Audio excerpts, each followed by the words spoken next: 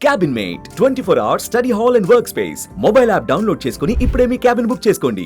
మన న్యాయమైన వాటాను సాధించడంతో పాటు ఆర్థిక వనరులను సద్వినియోగం చేసుకుని ఆర్థిక వ్యవస్థను బలోపేతం చేయడానికి రాష్ట్ర ప్రభుత్వం కట్టుబడి ఉంది. మేము ప్రవేశపెట్టిన అభయహస్తంలోని ప్రతి అంశం సామాన్య ప్రజల కష్టాలను దృష్టిలో పెట్టుకొని రూపుదిద్దుకున్నవే. ఒక నిరుపేద తన రోజువారీ జీవితంలో ఏ కనీస సదుపాయాలు ఉండాలని కోరుకుంటాడో వాటినన్నిటినీ అభయహస్తంలో భాగంగా చేర్చడం జరిగింది. మహాలక్ష్మి, రైతు భరోసా, గృహజ్యోతి, ఇందిరమ్మ ఇళ్లు, చేయూత కింద పెన్షన్లు పంపిణీ వంటి పలు పథకాలను ప్రభుత్వం ఇప్పటికే సమర్థవంతంగా అమలు చేస్తుంది.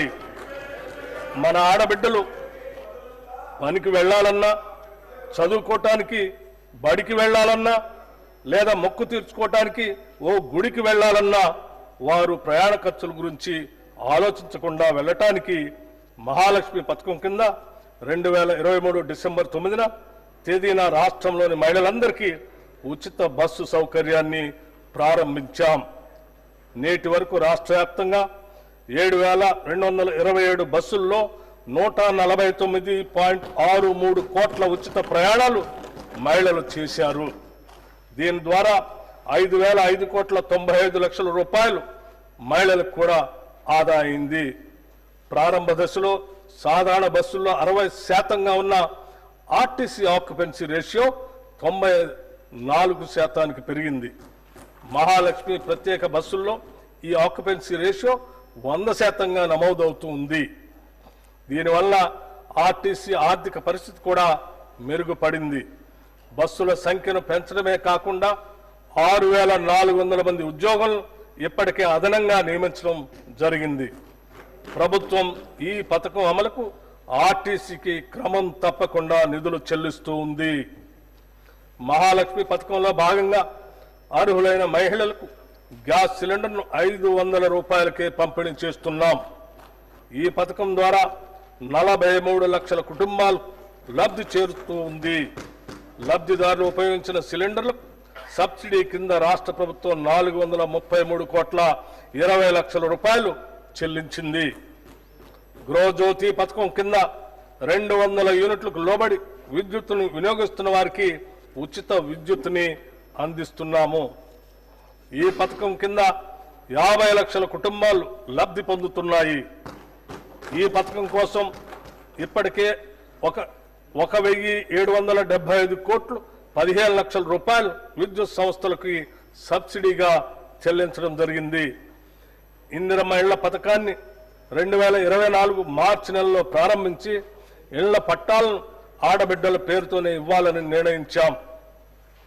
22,500 కోట్ల రూపాయల అంచనా వ్యయంతో ప్రతి నియోజకవర్గానికి కనీసం 3,500 చొప్పున మొత్తం 4,50,000 ఇళ్లను మంజూరు చేస్తాం. గత ప్రభుత్వం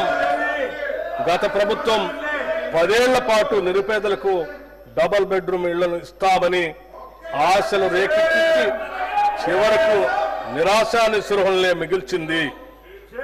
అసంపూర్తిగా నిలిచిపోయిన గృహాల్లో 34,545 నిర్మాణాలకు 305 కోట్ల 3 లక్షల రూపాయల నిధులను కేటాయించి వాటిని అందుబాటులోకి తెస్తున్నాము. అంతేకాకుండా ఔటర్ రింగ్ రోడ్డును ఆనుకుని హైదరాబాద్ నగరం నలువైపులా శాటిలైట్ టౌన్షిప్లు ఏర్పాటు చేసి అల్పాదాయ మరియు మధ్య తరగతి వర్గాలకు అందుబాటులో ఉండే విధంగా గృహ సముదాయాలను నిర్మించే ప్రణాళిక రూపొందిస్తున్నాం.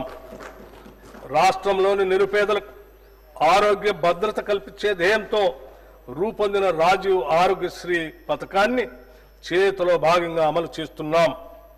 ఈ పథకం కింద ఉచిత వైద్య పరిమితిని 5 లక్షల రూపాయల నుండి 10 లక్షల రూపాయల వరకు పెంచడం వల్ల దారిద్ర్య రేఖకు దిగువనున్న 90.10 లక్షల కుటుంబాలకి లబ్ధి చేకూరింది. వైద్య వ్యయ పరిమితిని పెంచడంతో పాటు ఆరోగ్యశ్రీ పరిధిలోకి వచ్చే 1,375 వైద్య చికిత్సల ధరలను కూడా 20% పెంచాం. అదనంగా 163 రకాల చికిత్సలను ఆరోగ్యశ్రీ పరిధిలోకి తీసుకురావడంతో 1,835 వైద్యపరమైన వివిధ ప్యాకేజీలు పేద ప్రజలకు అందుబాటులోకి వచ్చాయి. పెరుగుతున్న వ్యవసాయ పెట్టుబడి కోసం రైతులు అప్పులు చేయక తప్పనిసరి పరిస్థితి ఏర్పడింది. గతంలో చేసిన అప్పు తీరితేనే రాబోయే పంట కాలానికి కావలసిన పెట్టుబడికి రుణం దొరుకుతుంది. మన రైతన్నలకు ఇచ్చిన మాటకు కట్టుబడి మా ప్రభుత్వం వారిని రుణముక్తులు చేసింది. వారికి 2 లక్షల లోపు రుణాలను మాఫీ చేసింది. సుమన్ టీవీలో మీ పర్సనల్ అండ్ బిజినెస్ ప్రమోషన్స్ కోసం కింది నెంబర్కి కాంటాక్ట్ చేయండి.